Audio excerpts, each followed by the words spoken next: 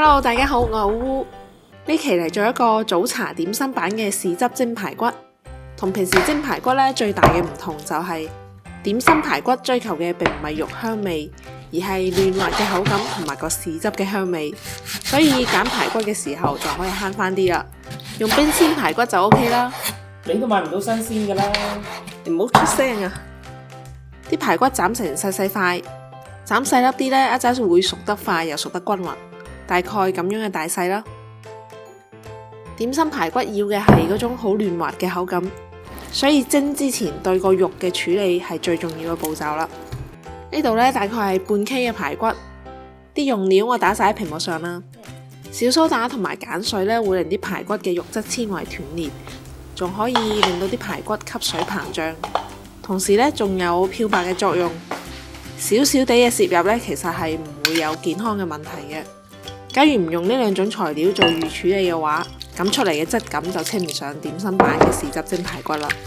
起碼酒樓嗰種滑溜溜、輕輕一咬就脫骨嘅口感就唔會有噶啦。將啲排骨係咁揦下佢，打多幾下，等佢有個按摩嘅作用。然之後封保鮮膜，放雪櫃3個鐘啦。醃好嘅排骨仲有一個重要嘅步驟，就係啤水啦。呢個步驟呢，係要將小蘇打同埋鹼水嘅味道啤出嚟，同時呢，亦都要將排骨入邊嘅血水徹底啤走，青靚白淨先係點心排骨嘅精髓嚟噶嘛。但係我哋見酒樓做呢，啤水都要啤幾個鐘啊，一聽就勸退啦，係咪？假如自己喺屋企做嘅話，咁樣啤水就真係有少少心痛啲水。所以呢，我就自己嘗試咗一個可以代替嘅辦法，就係利用廚師機攪拌啊。等啲排骨就好似喺洗衣機滾筒入邊，不斷咁樣有流水喺佢哋身邊咁樣翻滾，中間呢，隔10分鐘換一次水，等啲排骨就咁翻江倒海咁樣半個鐘就已經好有效果啦。係啦，啲水用冰水係最好嘅，因為咁樣攪動呢會產生熱量嘅，一定程度上會對個肉質有影響。等部機自己忙自己嘅，我哋嚟做個豉汁先。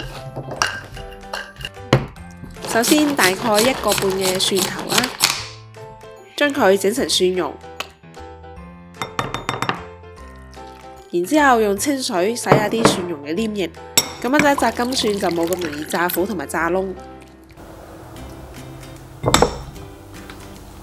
仲有60克左右嘅陽光豆豉，就咁沖洗下就 OK 啦，唔好浸喎，因為浸嘅話會浸走晒啲香味嘅。跟住紅蔥頭要少少，都係切碎佢。呢塊仔係提前浸咗嘅陳皮，先去咗白浪佢。陳皮可加可唔加，睇自己中意啦。加陳皮嘅話呢，就要盡量切得盡可能細，保證食嘅時候唔會食到陳皮嘅顆粒感。最後再準備1湯匙提鮮用嘅蝦皮，蝦皮呢亦都少少就夠啦。我試過貪心用多咗，反而將個蒜蓉豆豉嘅香味遮咗。豉汁嘅原材料準備晒之後就開火啦。先將啱啱嗰少少蝦皮用白鑊烘佢，烘乾身，烘到聞到香味就倒出嚟，舂碎佢備用。而家鑊入邊放啲油，將其中1半嘅蒜蓉倒入去炸佢。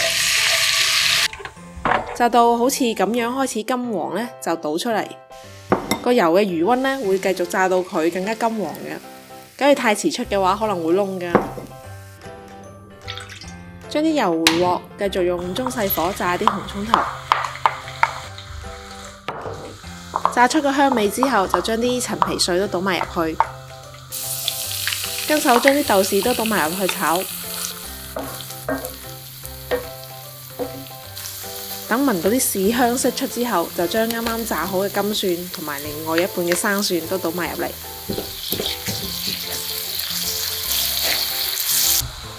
想更香更風味，咁就梗係唔少得1瓶蓋嘅花雕酒啦。最後唔記得放要嚟提鮮嘅嗰少少蝦皮粉。就咁樣呢，我哋嘅豉汁就做好啦。一般做呢個豉汁呢，我都會一次做多啲。咁樣1個禮拜嘅豉汁菜式都可以用得上啦。當然啦，平時我偷懶嗰陣都會即時咁樣調個簡單家庭版就算啦。而家翻轉頭睇下廚師機入邊打關斗嘅嗰啲排骨，中途呢，我已經換咗2次冰水噶啦。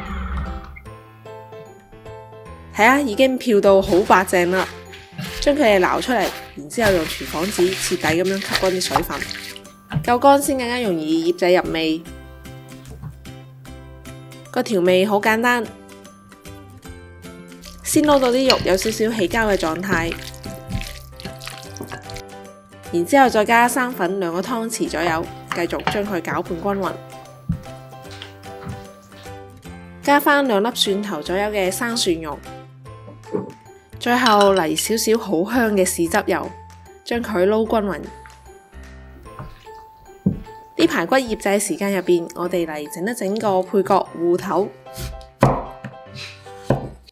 剛好上一期嘅芋頭南鴨煲，我剩返少少，將佢哋切成方糖咁樣，好似咁樣就 OK 啦。熱鑊燒啲油啦，炸過嘅芋頭呢，形態同埋個口感都會更好。但係作為小配角嘅佢，假如覺得麻煩嘅話，唔炸都 OK 嘅。6成油溫左右，炸到有啲金黃，就可以撈出嚟鋪喺個盤底啦。呢個時候啲排骨都已經醃咗有大半個鐘啦。喺蒸之前呢，再撈2個湯匙之前做嘅嗰啲豉汁入去。